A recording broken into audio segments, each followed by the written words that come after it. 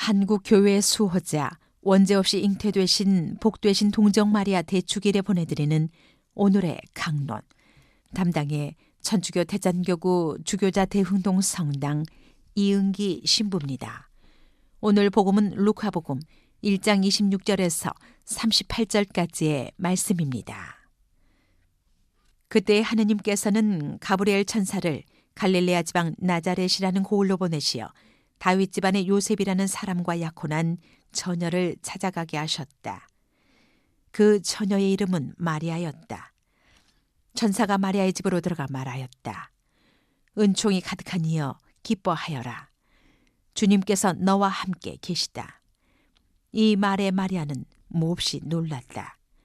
그리고 이 인사말이 무슨 뜻인가 하고 곰곰이 생각하였다.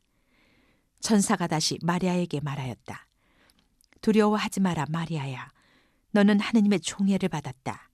보라, 이제 내가 잉태하여 아들을 낳을 터이니 그 이름을 예수라 하여라. 그분께서는 큰 인물이 되시고 지극히 높으신 분의 아드님이라 불리실 것이다. 주 하느님께서 그분의 조상 다윗의 왕좌를 그분께 주시어 그분께서 야곱 집안을 영원히 다스리시리니 그분의 나라는 끝이 없을 것이다. 마리아가 천사에게 저는 남자를 알지 못하는데 어떻게 그런 일이 있을 수 있겠습니까? 하고 말하자 천사가 마리아에게 대답하였다.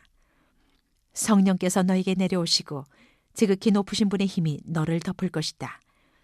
그러므로 태어날 아기는 거룩하신 분, 하느님의 아드님이라고 불릴 것이다. 내 친척 엘리사벳을 보아라. 그 늙은 나이에도 아들을 잉태하였다. 아이를 못 낳는 여자라고 불리던 그가 임신한 지 6달이 되었다. 하느님께는 불가능한 일이 없다. 마리아가 말하였다. 보십시오. 저는 주님의 종입니다. 말씀하신 대로 저에게 이루어지기를 바랍니다. 그러자 천사는 마리아에게서 떠나갔다. 찬미 예수님, 대전 가톨릭 평화방송 애청자 여러분 안녕하십니까? 오늘 복음에서 성모님은 천사 가브리엘을 만납니다. 너무나 놀란 성모님에게 가브리엘 천사는 기뻐하여라 라고 인사합니다.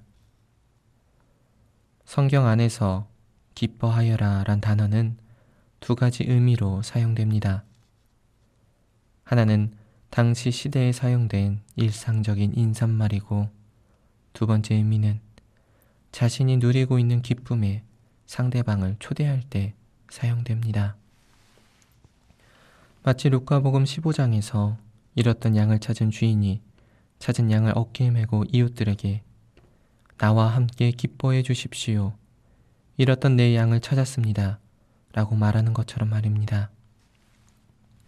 오늘 천사가 성모님에게 건네는 이 말도 단순히 성모님에게 당신은 하느님께 선택을 받아 그분의 아들을 잉태하게 되었으니 기뻐하라는 좁은 의미의 기쁨이 아닙니다. 하느님께서는 가브리엘 천사를 통해서 성모님을 자신의 기쁨으로 곧 우리를 너무나 사랑하시어 사람이 되시는 예수님의 사랑으로 초대하고 계십니다. 그런데 루카복음에서 이 사랑과 기쁨의 초대는 성모님에게만 전해진 한 번뿐인 초대가 아닙니다. 다들 아시듯이 성모님은 가브리엘 천사를 만나고 곧 엘리사벳을 찾아갑니다. 성모님을 만난 엘리사벳은 당신의 인사말 소리가 제 귀에 들리자 저의 태 안에서 아기가 즐거워 뛰놀았습니다. 라고 말합니다. 엘리사벳과 그녀의 태 안에 있는 세례자 요한은 오랜만에 자신을 찾아온 성모님이 아니라 성모님의 태 안에 있는 예수 그리스도 때문에 기뻐합니다. 이윽고 성모님도 내 마음이 나의 구원자 하느님 안에서 기뻐 뛰니라며 자신이 누리는 기쁨을 노래로 표현하십니다. 그리고 예수님께서 태어났을 때의 천사는 목동들에게 나타나 두려워하지 마라.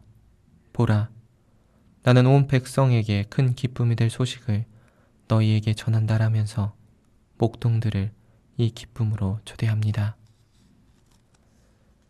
2000년이 지난 지금도 마찬가지입니다. 성모님에게 건넨 천사의 인사말은 오늘 복음을 전해받은 우리들에게도 건네진 초대입니다. 대림 시기는 단순히 예수님을 기다리는 기간이 아닙니다. 대림 시기는 혼인잔치에 초대받은 사람이 혼인 예복을 준비하듯 하느님의 초대에 응하고 하느님이 마련하실 잔치를 준비하는 기간입니다. 우리가 초대받은 혼인잔치는 메시아이신 예수님을 만나는 자리입니다. 성모님께서 예수님을 잉태함으로써 돌에 맞아 죽을지도 모르는 선택을 하실 수 있었던 이유는 하느님을 나의 진정한 구원자로 고백할 수 있었기 때문입니다. 그렇게 우리도 성모님과 같이 하느님의 초대에 응하기 위해서는 예수님을 지적으로 알고 있는 메시아가 아니라 내가 만나고 체험한 나의 메시아로 고백할 수 있어야 합니다.